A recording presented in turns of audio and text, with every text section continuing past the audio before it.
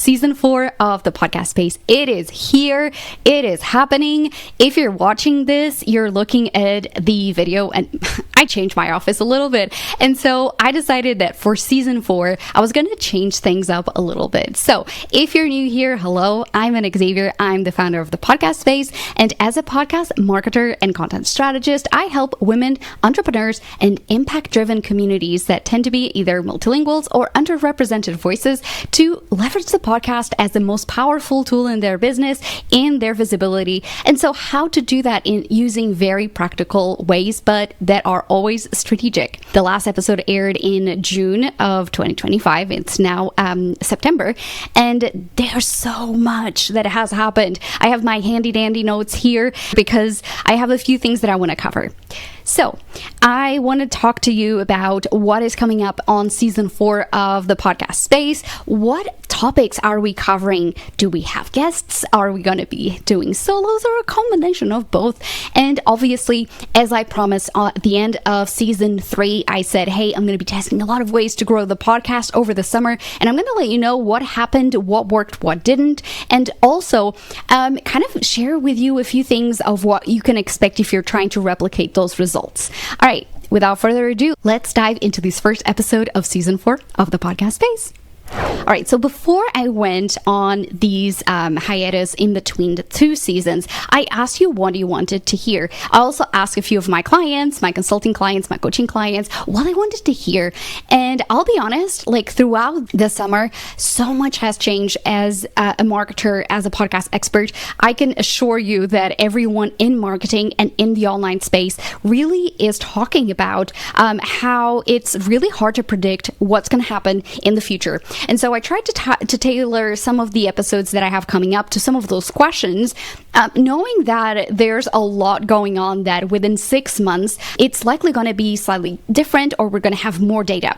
So I want you to kind of keep this with a grain of salt. And as always, I always talk about, data-driven decisions based on research, based on actual facts versus gut, but also using our gut to help us guide into those decisions whenever we have too many to decide upon. I want to let you know that for season 4 of the podcast space, I'm going to do a combination of solo episodes and interviews, and the 2 kind of main content pillars that we're going to be covering are going to be content strategy and marketing. And so if you voted for those, clap, clap, clap. I can't because both my hands are busy.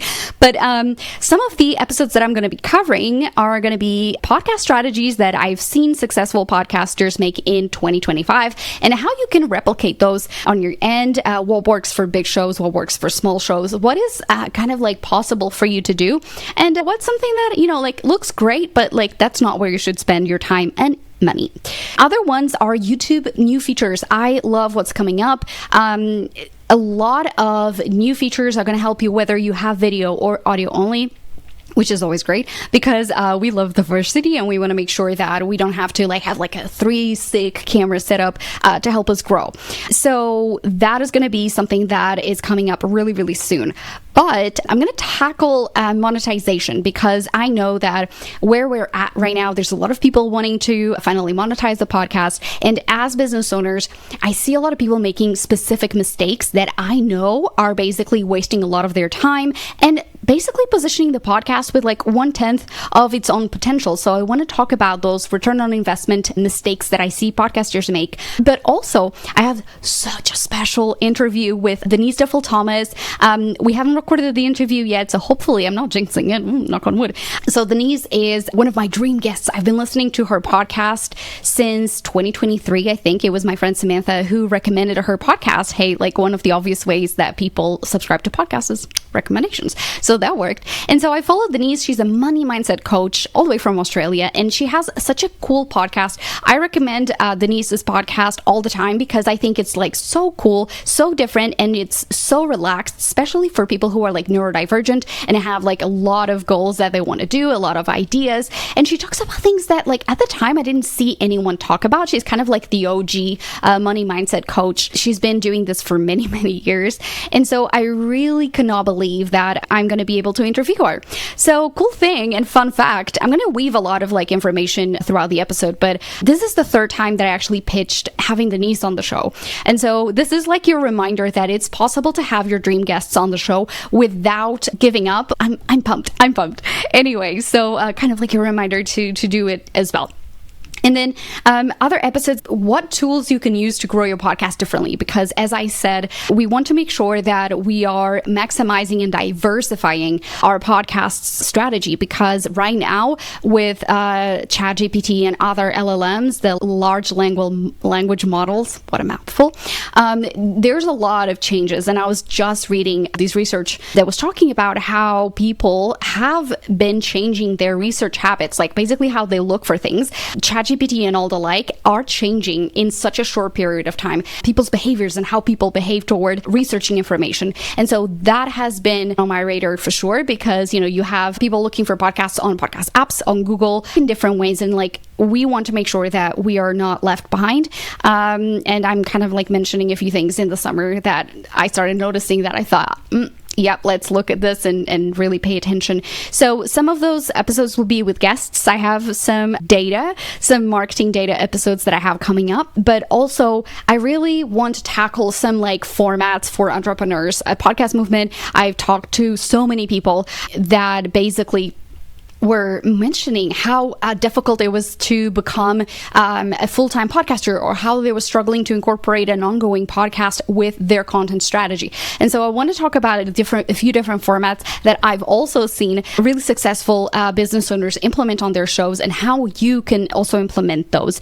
By the way, I completely forgot to give a huge shout out to my friend Yesenia.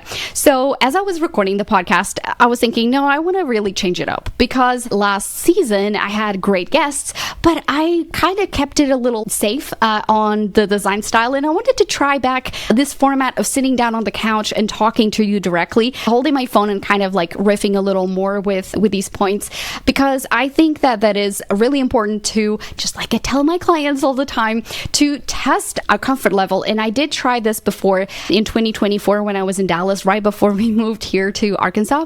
And I really enjoyed this. I said this before, holding a microphone really helps you keep more grounded, making less mistakes, because your brain is more on it than if you have both hands free and you're trying to think things through. So it has been really interesting, and this is the tip: if you're trying to create content and you make a lot of mistakes, and of course you know your content, but it's just can't figure out like why you're stopping and starting so many times, it may be that. So shout out to my friend Yesenia, who picked up the call. I messaged her and I was like, there's something wrong with this scene. I can't figure it out. Thoughts? And so she then called me, and basically I was like shoving the shelf behind me and moving things around. I don't know if this is going to be permanent, but I wanted to give it a go. Thought that this was really fun. So anyway, more to come. But shout out to Yesenia. Always ask your friends who are incredibly talented and skilled if they have some feedback for you, instead of just struggling by yourself. Collaborate, y'all. That was it for the season that we have coming up. And so let's talk about a little bit about what happened this summer. So I promised you at the end of season 3 that I was going to share with you what I tried, what worked, what didn't, what I enjoyed and what I didn't. And so I'm kind of giving you like an overview first and basically the results. So for this summer, I tried a few different areas. So I looked at sharing the podcast through a newsletter, guest features, so guests on basically podcast episodes or teaching workshops, YouTube, website, and then I attended a podcast conference, which obviously helped grow.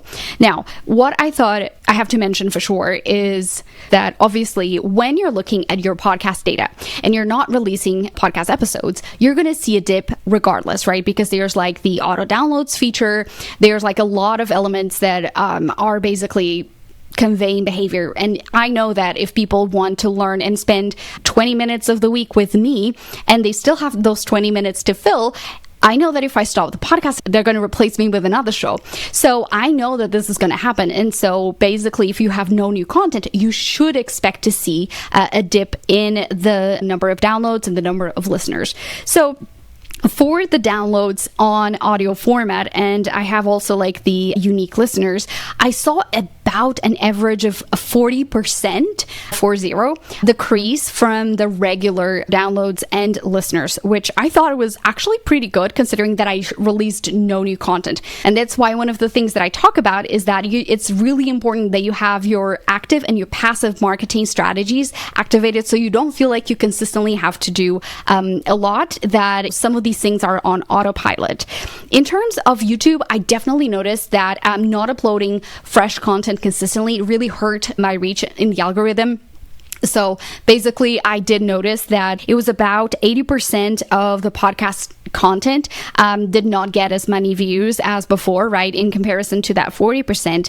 However, one of the things that I'm going to be talking about, I can already kind of like touch on this, but I did go live ahead of Podcast Movement.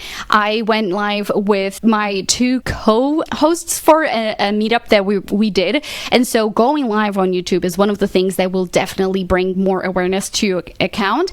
For me, it did bring 7 new subscribers, which is pretty good considering like the behavior for a lot of people is to consume the video. They don't always subscribe. So I thought that was pretty good. In terms of YouTube, one other thing that I did was uploading shorts from older videos. Now, these videos were kind of oldish, and so I remember like some of them were like kind of dark, so the quality wasn't the best, and I definitely noticed that they did not perform well. So that did not necessarily help. I did get my assistant to the end cards at the end of every video suggest, because YouTube has that option to suggest, hey, like if you like this, like you can, based on your behavior, suggest this video.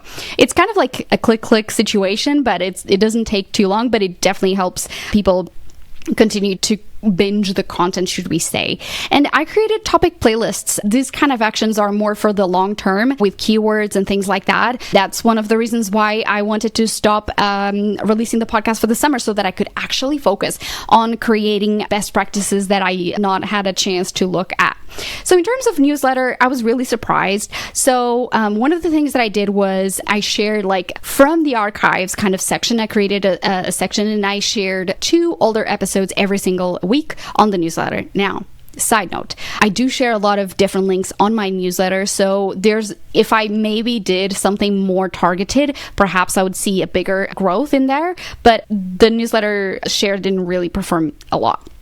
What I did notice is that when I was featured on someone else's newsletter, Pod Squeezes, I did see a lot of growth on a specific video that they shared that I had selected.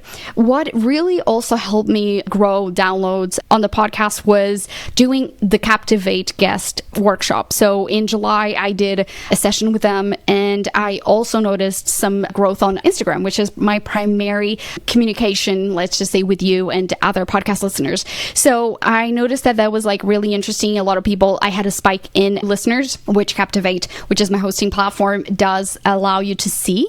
I went live on Substack, so that was fun. For the first time, I've never done that before. I went live with Angela Hallowell from the Honey and Hustle podcast, so that was super cool. And again, I always say you have to try new things. I was a guest on also like Behind the Workflow podcast, and then another one that I can't recall the name of the podcast. So I did focus on doing a bit more guesting. Now, in terms of the website, that's when I started noticing that definitely the ChatGPTs of the world, the LLMs, are impacting organic traffic, because I did see, it wasn't like more than 20%, but I noticed that the episodes that I normally get a lot of downloads on, because I have such a good strategy for SEO, they're definitely not getting as much traffic, but I'm still getting references from ChatGPT, which is awesome, but I'm definitely seeing that how that is impacting. I went back and did ask my assistant to do the optimization of some of the pages to help in that sense, so following best practices. And I also created some playlists. I did optimize a lot of the pages for new visitors so that it could help people subscribe and all of that. So that was something that I know, again, it's kind of like doing some best practices for long-term impact is not going to be right away. Now, at Podcast Movement, I spoke with Yesenia Bocanegra from the Focus and Bloom Studios. She has 3 different podcasts. And we talked about how multilingual content helps you basically close gaps in your audience, how you can get and land brand partnerships and farm more clients. And so that in itself, we had so many people come to us and subscribe to the podcast right there and then. So that was pretty awesome. And I know that was one of the things that I saw great growth. Now, in terms of other things that I've done to grow, not necessarily like my podcast, but to grow the business and to position the podcast into what I want it to be at the end of this quarter, at the end of this year, I definitely amended. I spent so much time this summer. And again, I'm talking about this because I want you to think about like, this is what I've done. This is some of the things that are important. And so I want you to really think about the podcast and your business as two elements that are very, very connected, right? And what I noticed was that I was spending a lot of time optimizing the podcast itself, but then the experience of new visitors and people who would want to work with me, the website was like a bit of a Frankenstein, I'll be honest. And so I was really able to focus on the homepage and optimize some product pages and develop pages and develop that kind of like that integration that simplifies and streamlines when someone arrives on the website. It's easier for them to see who I am, what I do, to click on the podcast. And so a lot of these things were things that were needed. And that, again, your podcast is supposed to be a tool for your visibility, for your influence, for business growth. And if you don't have your basics in place, you're putting a lot more pressure on your podcast to make those things, right? And so, as to my point in the beginning about how we can optimize the podcast to help us grow in all of these diversified mediums so that, whatever happens in the future, we definitely are in the best possible way to continue bringing business to the business, or leads to the business, should I say, and to continue to grow without having to compromise on some content strategy or have to compromise in the quality of the work that we do, because I think it's really important. If you're really stressed about the business, you're not going to make good decisions. You're not going to be creating good content. And so we don't want to get to that point. And so some of those things that happened then resulted in some sales calls over the summer. So for me, I know that the last quarter of the year is super important for closing new business, closing consulting clients. And so I wanted to make sure that before I got to that point, everything was optimized and to really help me down the line. What this season is like connecting a lot of the dots of the things that I've been doing this year, help you get there. But also at the same time, I want to really help you think about how you need to be flexible with your podcast. So what I wanted to do this summer was to start really looking at the process of writing a book, right? So not necessarily have it written. Initially, I was like a little like the Lulu, and I thought that like, oh yeah, like I'll have it ready. I'll have it by the end of like October, and then I'll, sell books by December for Christmas. No. So what I realized is that I really wanted to do a lot more deep dive into market research. I've been researching a lot about and buying a lot of books of what's been done in the industry, try to do as much of a diverse purchase as I can. So not just from guys writing podcast books, right? Like from women of color, BIPOC creators, and also Asian Pacific creators, and try to figure out like, okay, what is it that it's missing out there? What is something that is exciting for me to write? And as I was thinking about this, so timely, former guest of the show and host of the Creator Science podcast, Jay Klaus, he's actually writing a book. He was writing a book proposal he just submitted recently. And so he's doing this integration of the strategy, which is actually talking about on kind of solo episodes about the experience and sharing with us in a more like raw and a little more relaxed way, the process. And so that may be something that I incorporate this season if I find that like I'm further along, and so that I want to share with you, because I know that, again, podcasts and books go very well together. And so I wanted to kind of bring you in the journey if that's something that makes sense at the time. If it happens that there's nothing too much exciting to share, I won't. And I will do that in season 5. But all to say, there's parts of the content strategy that can change. And so embodying that for you and talking about it on the show, it's for me really important to talk and share the realities of running a business in 2025, right? Like long gone are the days where you would look at a podcast content strategy for the year,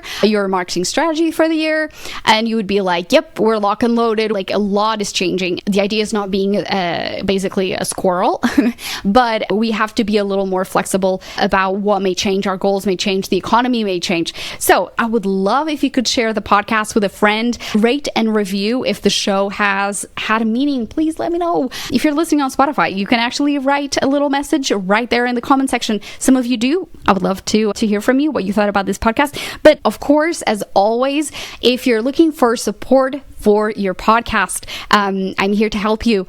You can visit thepodcastspace.com, and there you can decide, if you're looking for coaching, if you're looking for consulting one time, or basically more ongoing support. And that's also obviously in the show notes.